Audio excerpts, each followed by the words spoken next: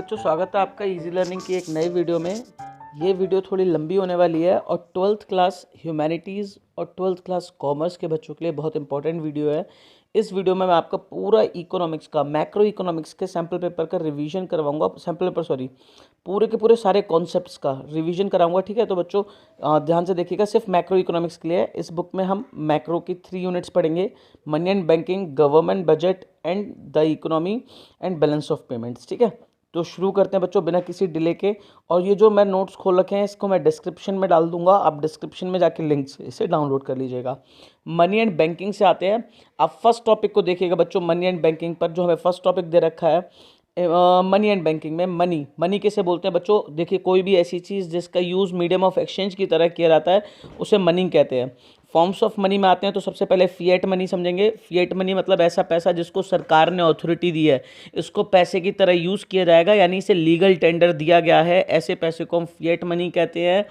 इसमें जो नोट होते हैं उन्हें अनलिमिटेड लीगल टेंडर दिया गया है, यानी इन्हें कोई भी जना लेने से एक्सेप्ट नहीं कर सकता अनलिमिटेड अमाउंट तक। जबकि जो नोट्स क्वाइंस होते हैं वो लिमिटेड लीगल टेंडर मनी होते हैं। क्यों? क्योंकि 1,000 रुपये तक के पेमेंट तक उसे मना नहीं किया जा सकता, लेकिन 1,000 के ज़्यादा के पेमेंट पे क्वाइंस को मना किया जा सकता है।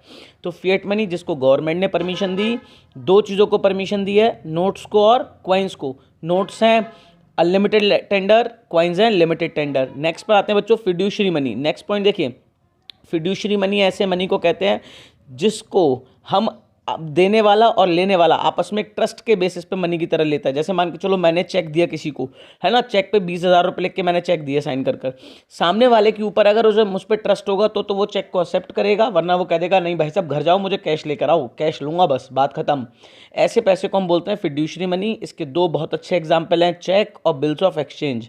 नेक्स्ट पर आते हैं बच्चों full bodied money. Full bodied money का मतलब होता है ऐसी मनी जिसकी बॉडी की वैल्यू मानी जाएगी, यानी वो किस चीज़ से मिलके बना हुआ है, किस कमोडिटी से मिलकर बना हुआ है, उस कमोडिटी की वैल्यू ही उस पैसे की मनी वैल्यू कहलाएगी। जैसे चांदी का सिक्का समझो, चांदी के सिक्के पे लिखा है 1 रुपये है, लेकिन क्या चलेगा 1 रुपये में? नहीं, वो चलेगा अपनी बॉडी पर, यानी उसमें कितनी सिल्वर लगी है, सिल्वर की जो वैल्यू होगी वो उसकी मनी वैल्यू होगी। तो ऐसी मनी जिसकी मनी वैल्यू उसकी कमोडिटी वैल्यू के बराबर होती है उसे फुल बॉडीड मनी कहते हैं। आगे आते हैं क्रेडिट मनी। बच्चों क्रेडिट मनी किसको बोलते हैं? क्रेडिट मनी का मतलब होता है एक ऐसा पैसा जिसकी शक्ल की कीमत ज़्यादा है लेकिन उसकी बॉडी की कीमत कम है। मतलब उस पर लिखे 10 रुपये हैं तो वो मार्केट में 10 रुपये में चलेगा, लेकिन अगर मैं उसको उसके मेटल की वैल्यू पर चलाऊंगा तो मेटल की वैल्यू पर वो बहुत सस्ता जाएगा, 1 किलो में 20-50 सिक्के चढ़ जाएंगे। ठीक है, तो ऐसी कंडीशन में इसकी मनी वैल्यू होती है वो ज़्यादा होती है, जबकि उसकी कमोडिटी वैल्यू होती है कम होती है। हमारे जितने भी नोट्स हो गए, हमारे जितने भी कॉइन्स हो गए जो अभी प्रेजेंट में चल रहे हैं, ये सब क्रेडिट मनी में आते हैं। चाहे वो 2,000 का नोट हो गया, चाहे वो 1 रुपये का नोट हो गया। 1 रुपये के नोट की बात समझो बच्चों। सपोज करो 1 रुपये के नोट को आप मार्केट में चलाओगे तो 1 रुपये में चलेगा? बिल्कुल चलेगा। कल मैं आपसे कहूँ कि एक काम करो, आप 1 रुपये की नोट की गड्डी मुझे किलो के हिसाब से दे दो, मैं आपको 40 रुपये किलो के हिसाब से ले लूँगा। 1 किलो में 4 गड्डी चढ़ गई, यानी 400 रुपये हो गए, तो क्या आप मुझे किलो के हिसाब से दे के जाओगे? नहीं, ये क्रेडिट मनी कहलाएगा।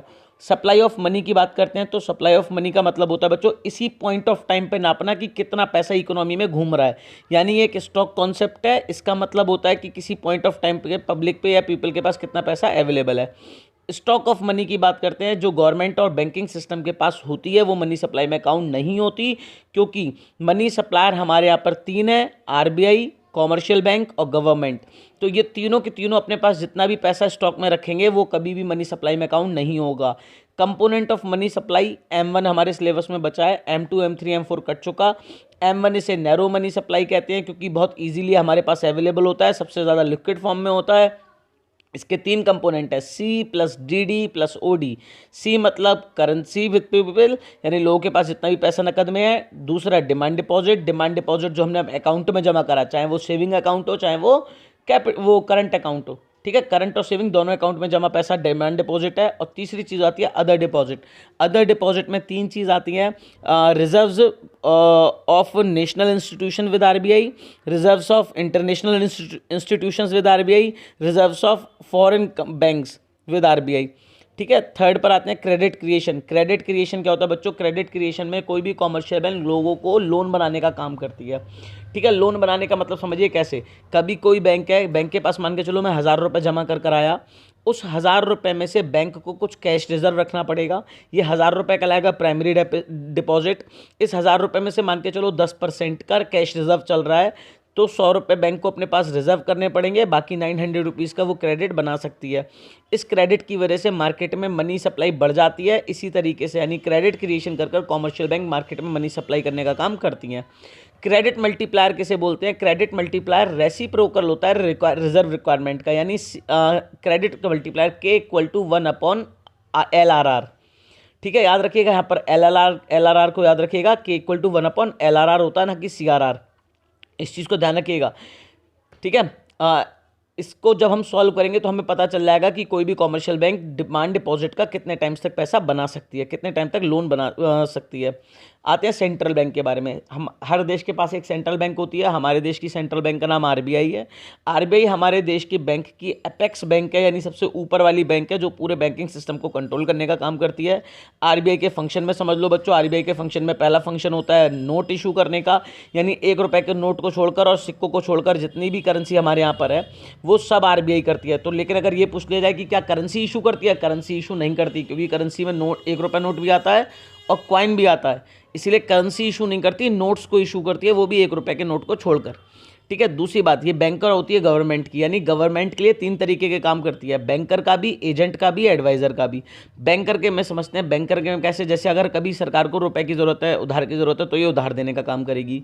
एजेंट की तरह समझते हैं, एजेंट की तरह से जब गवर्नमेंट को अपनी सिक्योरिटीज़ बेचनी या खरीदवानी होंगी तो वो काम RBI करेगी, तो एजेंट का फंक्शन हो गया। एडवाइज़र फंक्शन की बात करते हैं, जब मार्केट में इन्फ्लेशन या डिफ्लेशन चल रहा होगा इकोनॉमी में, तो RBI को एडवाइस देने का काम करेगी। ठीक है, RBI एडवाइस देने का काम करेगी गवर्नमेंट को। अब गवर्नमेंट इसके लिए मजबूर नहीं है कि उसे मानना ही पड़ेगा, गवर्नमेंट चाहे तो माने उस एडवाइस को, गवर्नमेंट चाहे तो ना माने। ठीक है, नेक्स्ट पर जाते हैं बच्चों, जो बैंकर्स बैंक का अगला फंक्शन है एंड सुपरवाइजरी रोल। जो काम कॉमर्शियल बैंक हमारे लिए करती है वो सेम काम RBI कॉमर्शियल बैंक के लिए करती है, यानी उनके डिपॉजिट लेती है, उन्हें लोन बनाने का काम करती है, इसके साथ साथ उन्हें सुपरवाइज करती है कि वो प्रॉपर तरीके से लोन क्रिएशन कर रहे हैं या नहीं कर रहे, रूल्स एंड पॉलिसीज़ को फॉलो कर रहे हैं नहीं कर रहे।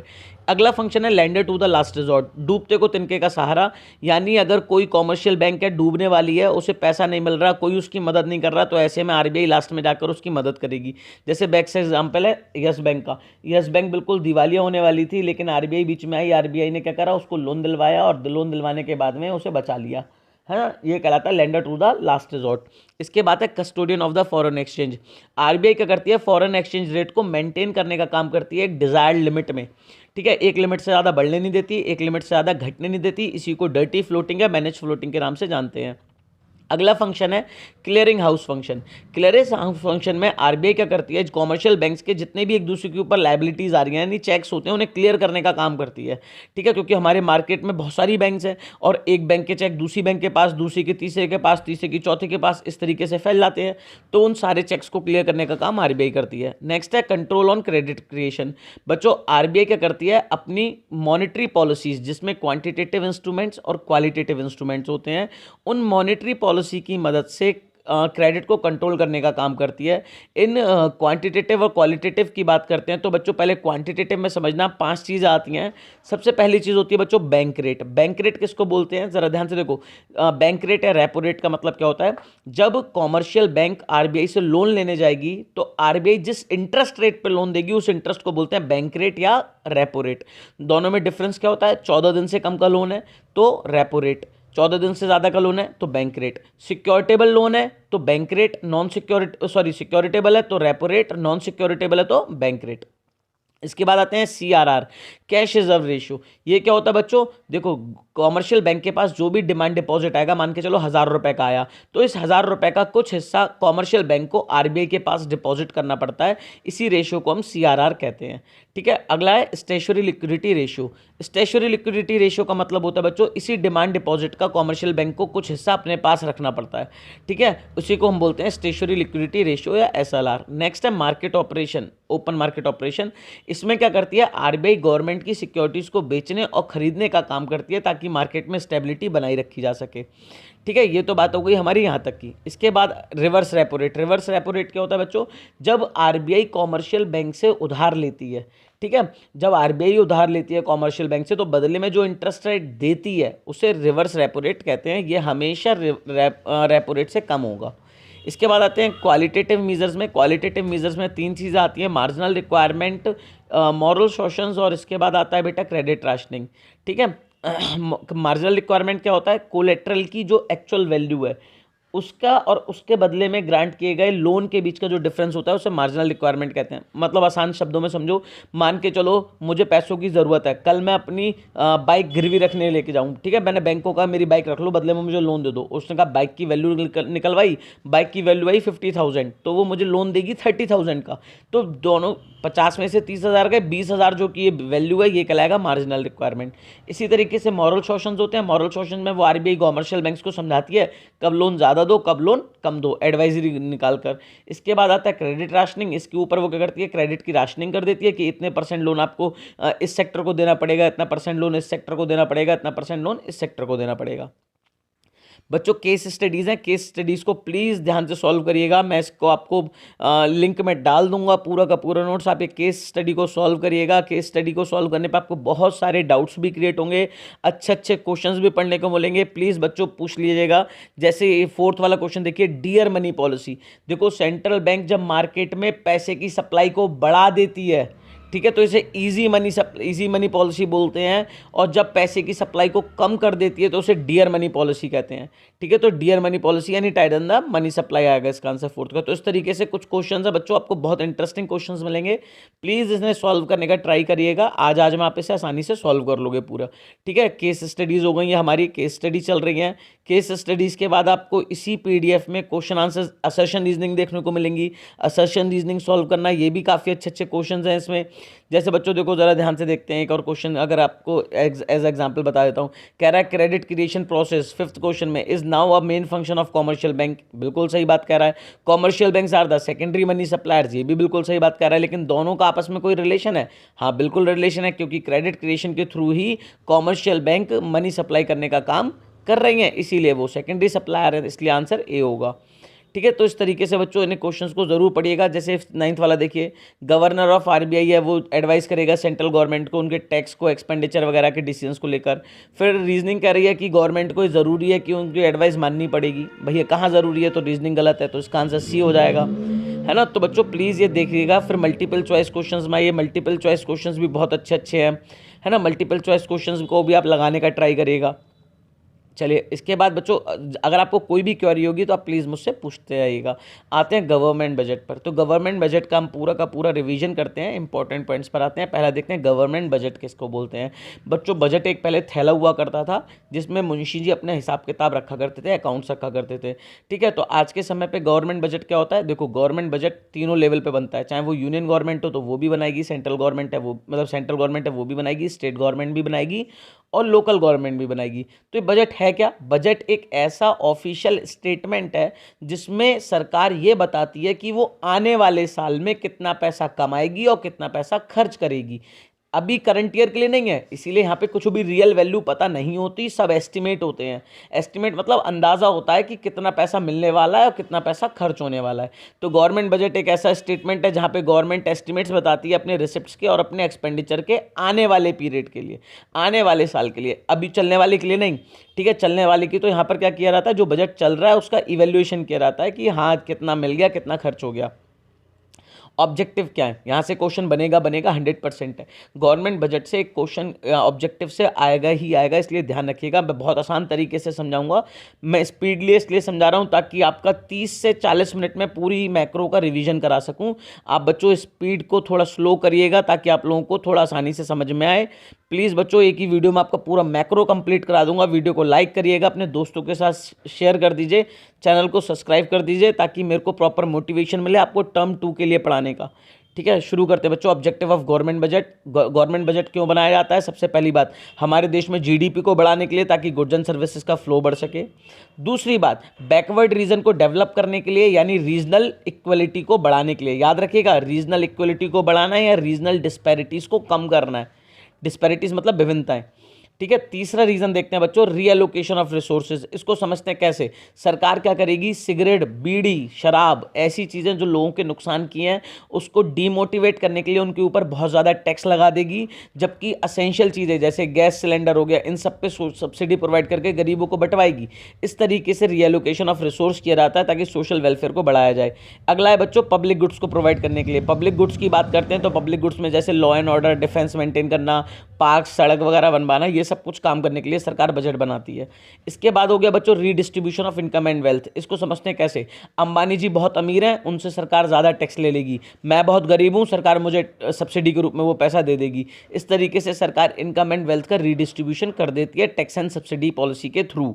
ठीक है, हर एक जो मैं लाइन बोल रहा हूँ उसे याद रखना, पेपर में एज इट इज आपको ऑप्शन में मिल जाएगी। अगला है बच्चों इन्वेस्टमेंट इन पब्लिक एंटरप्राइजेस। सरकारी जितनी भी इंडस्ट्री चल रही है, चाहे वो घाटे में हो या नुकसान में, उन्हें फंड प्रोवाइड करने के लिए, नई नई एम्प्लॉयमेंट अपॉर्चुनिटीज़ को बढ़ाने के लिए सरकार क्या करती है, इन सरकारी इंडस्ट्रीज़ में पैसा लगाती है। याद रखना, एम्प्लॉयमेंट अपॉर्चुनिटी बढ़ाने के लिए बजट बनता है, ना कि फुल एम्प्लॉयमेंट जनरेट करने के लिए। सरकार कभी भी फुल एम्प्लॉयमेंट जनरेट करने का मोटिव नहीं रखती बजट में।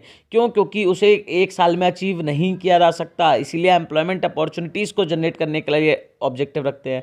नेक्स्ट है बच्चों की इसके कंपोनेंट्स क्या होते हैं। तो ठीक है, रिसिप्ट्स एंड एक्सपेंडिचर की बात करेंगे तो रेवेन्यू रिसिप्ट्स मैं आपको बहुत आसान तरीके से बताऊंगा। सरकार, रिसिप्ट्स का मतलब होता है पैसा मिलना। सरकार को जब पैसा फ्री में मिल जाए, यानी ना सरकार की जमीन जायदाद बिके, ना सरकार को पैसा लौटाना पड़े, तो ऐसा पैसा सरकार का रेवेन्यू रिसिप्ट कहलाएगा।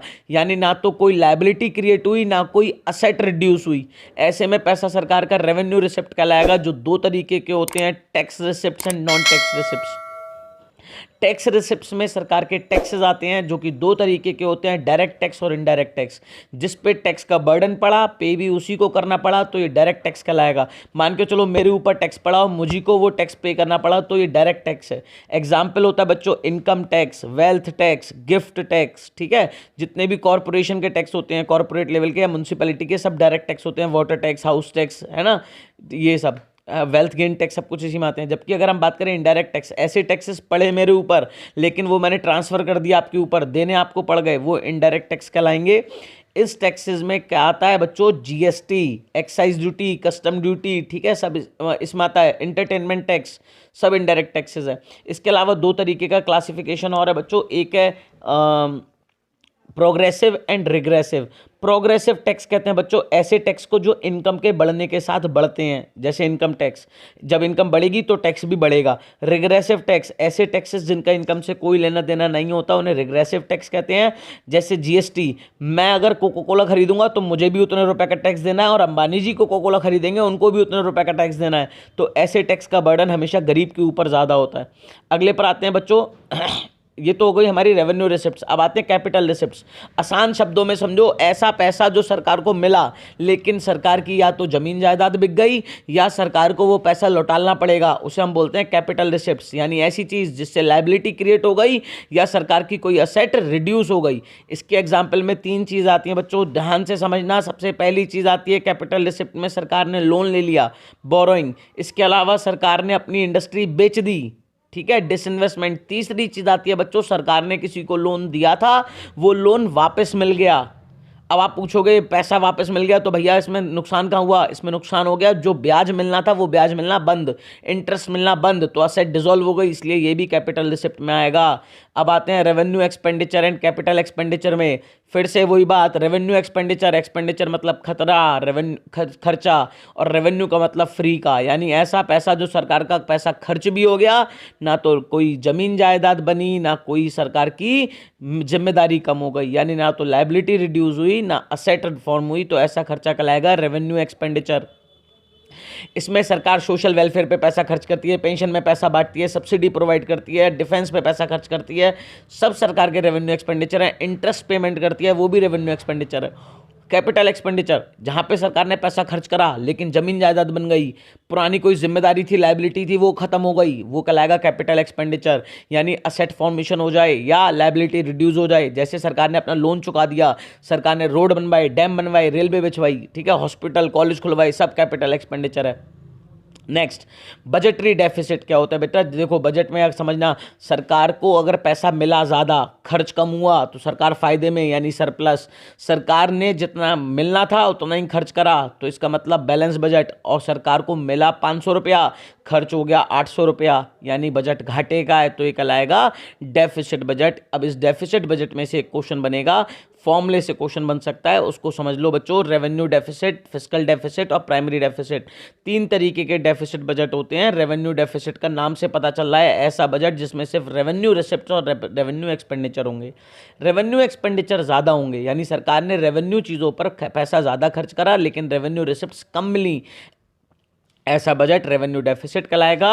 और R D equal to R E minus R R, यानी रेवेन्यू डेफिसिट इक्वल टू खर्चा माइनस इनकम। इसके बाद आते हैं फिस्कल डेफिसिट। फिस्कल डेफिसिट का मतलब होता है बच्चों सरकार की टोटल, जो टोटल घाटा है सरकार का, यानी टोटल जो खर्चा था वो टोटल इनकम से ज़्यादा हो गया, लेकिन इनकम में कभी भी बोरोइंग जोड़ेगी नहीं। सीधी सी बात याद रखना, बोरोइंग नहीं जोड़ी जाएगी। यानी यहाँ पर टोटल रिसिप्ट्स में यहाँ पे जो कैपिटल प्लस में लिखा है वो माइनस में होना चाहिए था। समझो बात को बच्चों, सरकार ने कमाए 500 रुपये, सरकार के खर्च हो गए 800 रुपये, लेकिन सरकार ने 300 रुपये का उधार ले लिया तो कभी क्या घाटे में पता चलेगा? 500 कमाए, 300 का उधार ले लिया तो 800 रुपये आ गए और 800 ही खर्च हो गए, कभी भी पता नहीं चलेगा। इसलिए हम बोरोइंग को नहीं जोड़ते। इसलिए याद रखना बच्चों, fiscal deficit equal to fiscal expenditure minus, sorry, total expenditure minus total receipts other than borrowing. ठीक है, नेक्स्ट पर आ जाते हैं। अदर देन बोरोइंग में रेवेन्यू और कैपिटल दोनों जुड़ेंगी लेकिन बोरोइंग नहीं जुड़ेगी। आगे नेक्स्ट पर आते हैं बच्चों प्राइमरी डेफिसिट। अब प्राइमरी डेफिसिट का मतलब समझो, इस साल के बजट में एक्चुअल में, मतलब जो सरकार ने बजट बनाया उसमें एक्चुअल का घाटा कितना है। मतलब समझो बीजेपी सरकार बजट बना रही है लेकिन उसे ब्याज वाला उधार का भी देना पड़ रहा है जो कांग्रेस लेके गई थी। ठीक, कांग्रेस ने उधार ले रखा था, उसका ब्याज देना पड़ रहा है बीजेपी को, तो बीजेपी उसे अपने घाटे में थोड़ी ना मानेगी। बीजेपी कहेगी नहीं, घाटा तो सिर्फ हमने 200 का करा है, जो 300 रुपये जो एक्स्ट्रा है वो ब्याज के चुकाने पड़े, वो ब्याज नहीं दिया गया होता तो सिर्फ 200 का घाटा था। इसी एक्चुअल घाटे को बोलते हैं बेटा प्राइमरी डेफिसिट। प्राइमरी डेफिसिट का मतलब होता है फिस्कल डेफिसिट और इंटरेस्ट पेमेंट का डिफरेंस। फॉर्मूला भी हो जाएगा primary deficit equal to fiscal deficit minus interest payment. ठीक है, याद रखिएगा फिस्कल डेफिसिट की वैल्यू, इसकी प्राइमरी डेफिसिट की वैल्यू कभी भी जीरो नहीं हो सकती।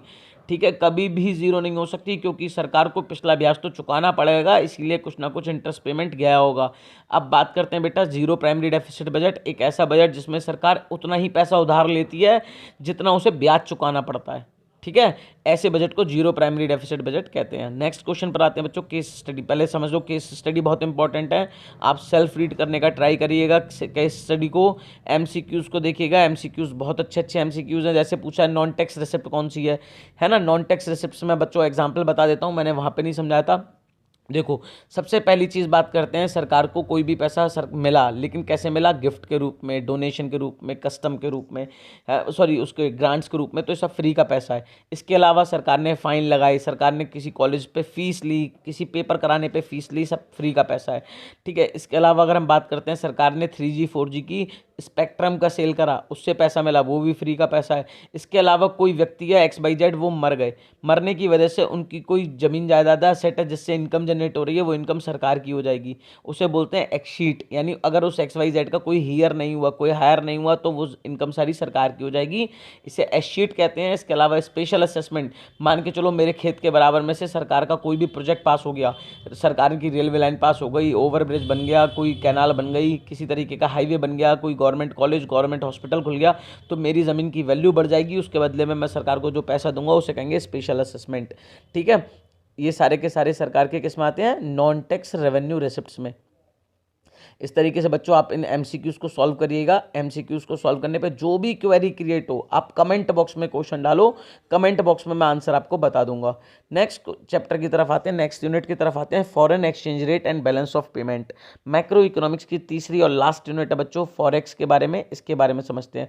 सबसे पहले समझते हैं फॉरेन एक्सचेंज क्या है। हमारे देश के रुपए को छोड़कर बाकी दुनिया भर की जितनी भी करेंसी हैं, डॉलर हो गई, यूरो हो गई, स्टर्लिंग हो गई, रियाल हो गई, दिरहम हो गई, चाहे टका हो गई, पैसा हो गई, कोई भी हो, है ना, वो सब हमारे लिए फॉरेन एक्सचेंज है, हमारी डोमेस्टिक रुपए को छोड़कर।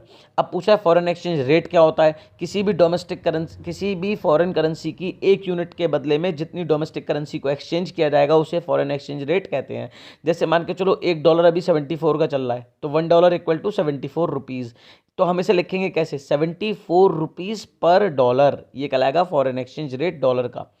आगे आते हैं concept of devaluation and revaluation क्या होता है। देखो बेटा, जब हमारे देश की सरकार अपनी मर्जी से हमारे देश के पैसे की वैल्यू को गिरा दे, कह दे नहीं पैसे की औकात कम हो गई, पैसे की औकात कम हो गई, इसका मतलब अब डॉलर को खरीदने के लिए और ज़्यादा पैसा लगेगा, तो इसे बोलते हैं डिवैल्यूएशन। यानी हमारी देश की सरकार ने विलिंगली अपने डोमेस्टिक करेंसी की वैल्यू को गिराया है, तो इससे फॉरेन एक्सचेंज रेट बढ़ जाएगा, इसे डिवैल्यूएशन कहते हैं। रिवैल्यूएशन का मतलब समझो क्या होता है बच्चों, जब हमारे देश की सरकार अपनी इच्छा से हमारे पैसे की वैल्यू को बढ़ा दे, डोमेस्टिक करेंसी की पैसे की औकात को बढ़ा दे, तो इसे रिवैल्यूएशन कहेंगे। पैसा मजबूत हो जाएगा जिससे $1 को खरीदने के लिए कम पैसे लगेंगे, यानी फॉरेन एक्सचेंज रेट कम हो जाएगा, इसे हम रिवैल्यूएशन कहते हैं। आगे समझते हैं concept of depreciation and appreciation को। ये क्या होता है बच्चों, डेप्रीशिएशन यानी पैसे की वैल्यू का कम हो जाना। देखो, अगर मार्केट में फॉरेन एक्सचेंज की डिमांड बढ़ जाए तो उसके रेट बढ़ जाएंगे, या फॉरेन एक्सचेंज की सप्लाई कम हो जाए तो भी फॉरेन एक्सचेंज के रेट बढ़ जाएंगे। ऐसे में हमारा पैसा कमज़ोर हो जाएगा, इसी को कहेंगे depreciation of domestic currency. Devaluation में हमारे देश की सरकार ने जानबूझ के पैसे की वैल्यू को गिराया था।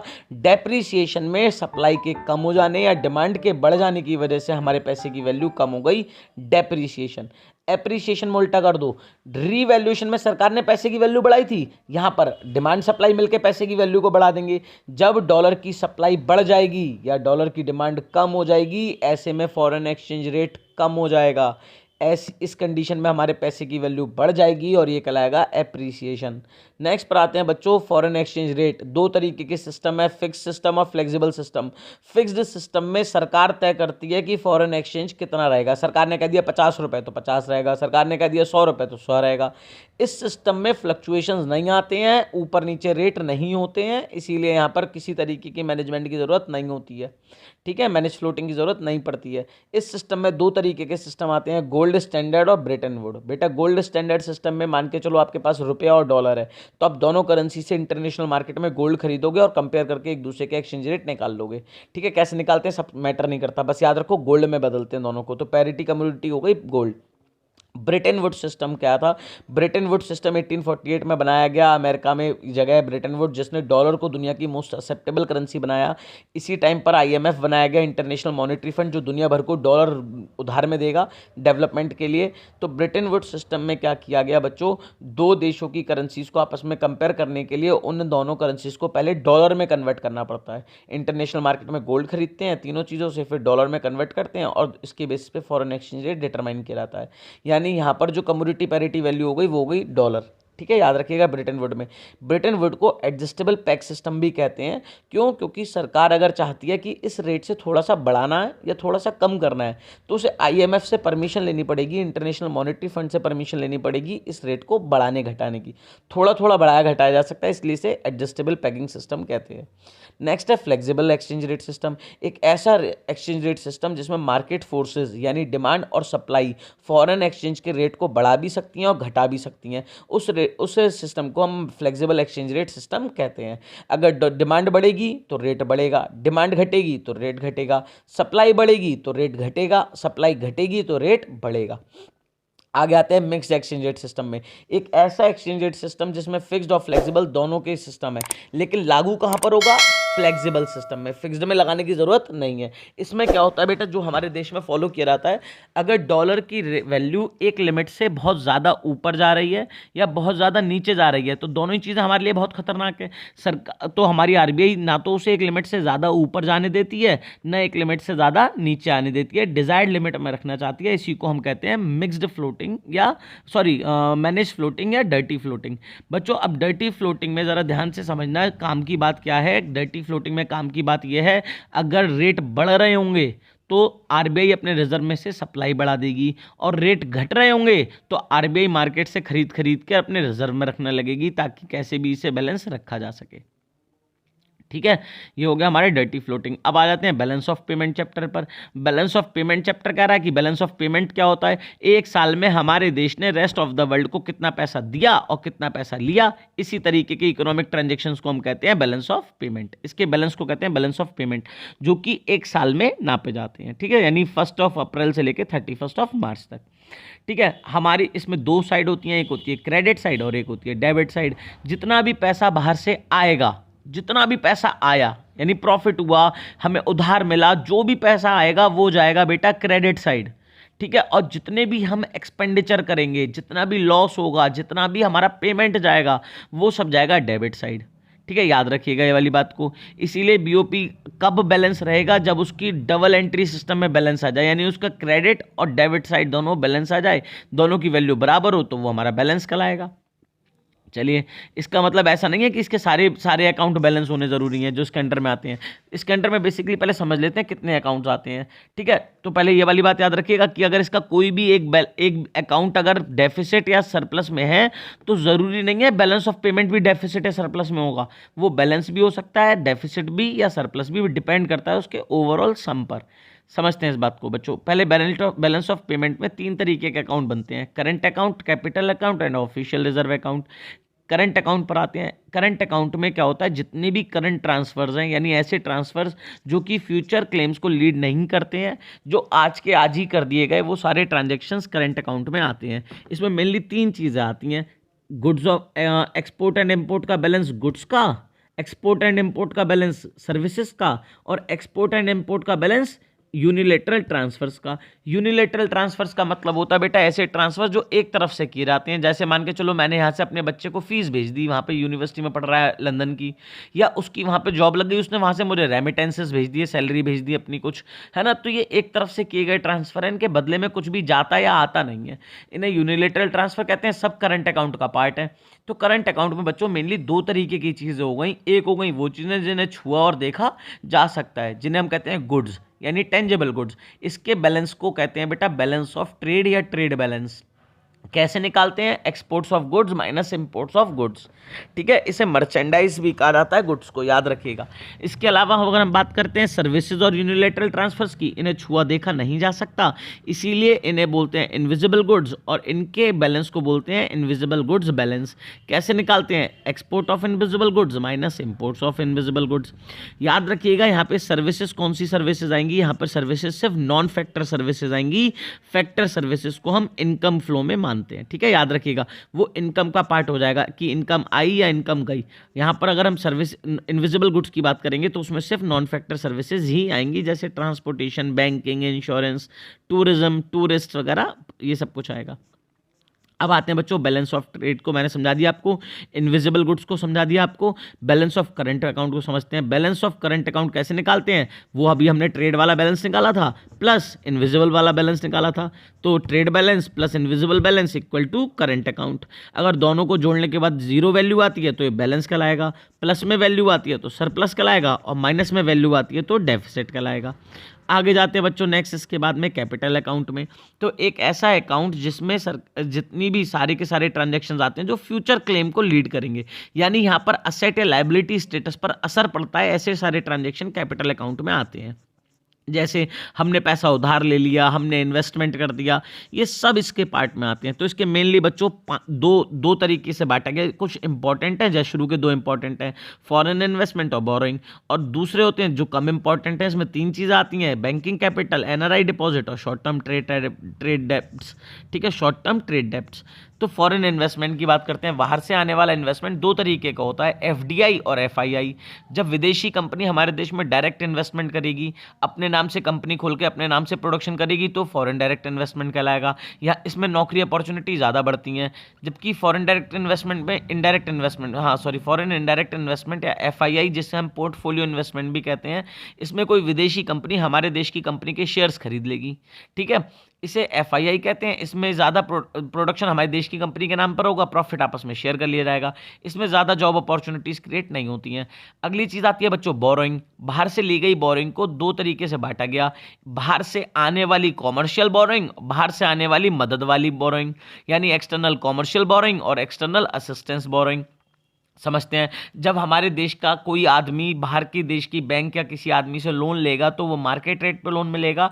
इसे बोलते हैं एक्सटर्नल कॉमर्शियल बोरोइंग। ठीक है, ये कॉमर्शियल रेट पे की जाती है। लेकिन जब हमारे देश की सरकार बाहर की किसी सरकार या बैंक से पैसा उधार लेती है तो वो सस्ते रेट पे लेती है।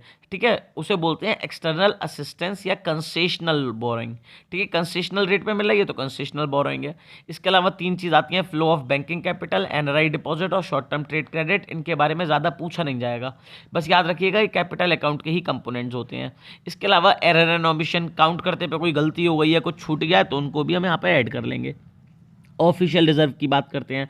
ऑफिशियल रिजर्व अकाउंट या ऑफिशियल फाइनेंशियल अकाउंट की बात करें, इसमें आरबीआई बाकी दुनिया के बैंक्स के साथ जितने भी ट्रांजैक्शन करती है, कितना पैसा दे रही है, कितना फॉरेन एक्सचेंज ले रही है, ये सब कुछ इसी अकाउंट में आता है। इस अकाउंट का मेन काम सिर्फ और सिर्फ बीओपी को बैलेंस करने का होता है। यानी ये बीओपी को ना तो बढ़ा सकता है ना घटा सकता है, इसीलिए इसे बिलो द लाइन भी कहा जाता है। ठीक है, ज़्यादातर देश इसे कैपिटल अकाउंट के साथ बनाते हैं, लेकिन इससे एक्चुअल कंडीशन पता नहीं चल पाती, इसीलिए इसे कैपिटल अकाउंट से अलग बना के देखने पर ही हमें बीओपी की एक्चुअल कंडीशन पता चल पाएगी। ऑटोनॉमस और अकोमोडेटिंग आइटम्स पर आते हैं। ऐसे आइटम्स जो कि हमने एक्सपोर्ट या इंपोर्ट किए थे अपनी इच्छा से, विलिंगली, प्रॉफिट बढ़ाने के लिए, है ना, और ये बीओपी को सरप्लस भी ले जा सकते हैं और डेफिसिट भी कर सकते हैं, यानी स्टेटस पर असर डालते हैं। ऐसे आइटम्स को हम कहते हैं ऑटोनॉमस आइटम्स। ऑटोनॉमस आइटम्स में हम अपनी इच्छा से कैपिटल चीज़ें भी हो सकती हैं और करंट चीज़ें भी हो सकती हैं। यानी याद रखिएगा, ऑटोनॉमस आइटम्स वाली चीज़ें करंट अकाउंट में भी आएंगी और कैपिटल अकाउंट में भी आएंगी। अपनी इच्छा से कर रहे हैं इसलिए इन्हें अबव द लाइन भी आइटम्स भी कहा जाता है। अब आते हैं अकोमोडेटिंग आइटम्स में। अकोमोडेटिंग आइटम्स में वो चीज़ें आती हैं जो कि सिर्फ बैलेंस ऑफ पेमेंट को बैलेंस करने का काम करती हैं। यानी इनका काम होता है बीओपी को कैसे भी करके बैलेंस कर दो। अगर मान के चलो हमारा बीओपी फायदे में चल रहा है तो उतने जितना फायदा हो रहा है उतना रुपए दूसरे देशों में इन्वेस्ट कर दिया जाएगा। ठीक है, अगर हमारा बीओपी घाटे में चल रहा है तो उतना पैसा दूसरे देशों से इंपोर्ट कर लिया जाएगा, ले लिया जाएगा उतना ही पैसा। इससे क्या होता है, हमारे बीओपी की वैल्यू हमेशा बराबर बनी रहती है, बैलेंस बनी रहती है, इसलिए इन्हें अकोमोडेटिंग आइटम्स या बिलो द लाइन आइटम्स कहा जाता है। और ये सिर्फ और सिर्फ कैपिटल अकाउंट में आते हैं, करंट अकाउंट में ये नहीं आते हैं। ये हो गया बच्चों हमारा पूरा का पूरा रिवीजन कंप्लीट, आपकी पूरी मैक्रो इकोनॉमिक्स का 36 मिनट्स में। ये हो गई बच्चों केस स्टडी इस चैप्टर की, इसके बाद इसके असर्शन रीजनिंग और उसके बाद उसके एमसीक्यूज। बच्चों आप ये पीडीएफ डाउनलोड कर लीजिएगा, इसे पढ़िएगा, पढ़ने के बाद कोई भी डाउट हो आप मुझसे पूछ लीजिएगा। प्लीज़ बच्चों इस वीडियो को पूरा देखिएगा, आपको आसानी से पूरे कॉन्सेप्ट समझ में आ जाएंगे। आईईडी को पढ़ेंगे हम नेक्स्ट पार्ट में। बच्चों प्लीज़ चैनल को सब्सक्राइब कर दीजिए, मुझे भी थोड़ा सा मोटिवेशन, थोड़ा सपोर्ट मिल जाएगा ताकि मैं आपको टर्म 2 में ऑनलाइन पढ़ा सकूं यूट्यूब पर। ठीक है, आपको वीडियो अच्छी लगी तो अपने दोस्तों के साथ शेयर कर दीजिए, उन्हें भी थोड़ा सा मदद कीजिए बोर्ड के एग्ज़ाम में। और चैनल पर एक छोटा सा लाइक बटन दबा दीजिए ताकि मुझे पता चल सके कितने बच्चे ऐसे हैं जो मेरी वीडियो को पसंद कर रहे हैं। मिलते हैं बच्चों आपसे नेक्स्ट पार्ट में।